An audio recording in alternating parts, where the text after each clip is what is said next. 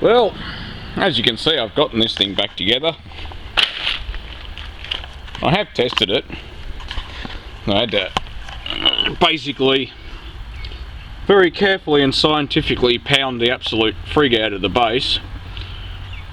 Well, it didn't actually need a lot of really hard blows or anything. It more just needed a lot of measuring. It took hours to straighten properly. Like, I mean, within 5 minutes I got it close, but yeah, you know, close isn't good enough. You really have to make sure it's right. I mean, so I've got some oil here, and it's a really warm climate in Australia, so I've got some 15W40.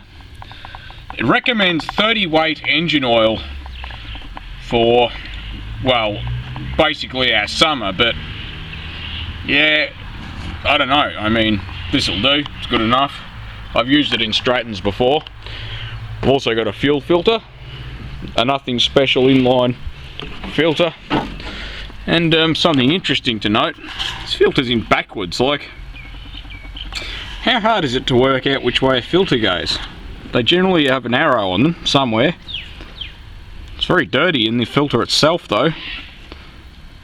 There's a lot of dirt in there. Has someone taken it out and put it back in the wrong way? So that side's the side that goes to the carby. They've got the fuel flowing into the centre of the filter, so if I turn this off, yeah, it's not real good. But anyway, obviously the filter should be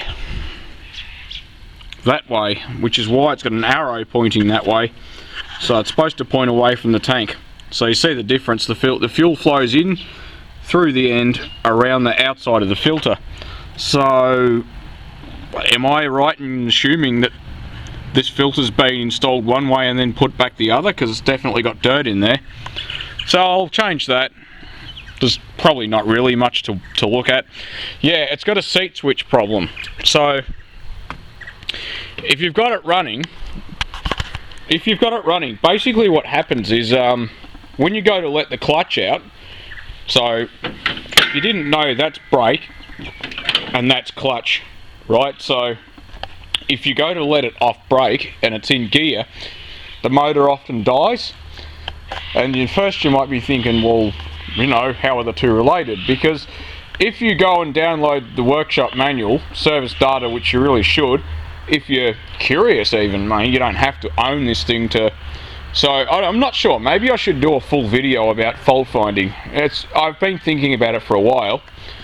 But anyway, basically it's got a switch on the seat, so these two wires have to be connected. So what it's got is, if you've got this like in park, that closes a switch. So that switch is closed and it completes the spark circuit for the motor. But when you put it, there's a switch here too, the neutral switch.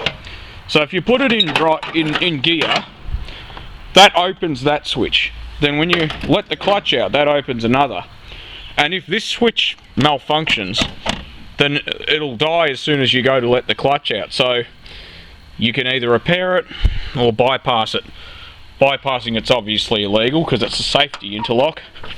So I'll leave it up to you people what you do, but yeah, so basically it's just about logical reasoning and deduction, pretty much. So it's hard to know how much oil's in this thing because, yeah, I think it's about, well, it's hard to say because it was really empty when I got it, but every time you stop this thing, it's like it pumps oil up into the dipstick tube because it'll read like ridiculously full. So yeah, I've got some oil for it and I'll drain that out and change it. So that's my little update video. And as for the exhaust, I know a few of you were asking, what I've done so far is unbolt the original Toro muffler, which used to sit here, and the shield thing. Yeah, the flange is still bolted on. And what you can get is a standard Briggs & Stratton muffler, and I suppose it probably comes out to about here, and then you get a deflector to aim the exhaust away from the bonnet. So you get out of it for about 70 bucks rather than Toro's, I don't know, $200 odd. So yeah, I've also thought about installing an aftermarket LED light, but I'm not really sure I'll bother, because in Australia it's, well, between 7 AM and 7 PM you can run a mower, so although I've heard people do it later, and if it's not really loud and you're mowing a large area, I don't think it would matter. Anyway, boring update video, sorry everyone, thanks for watching.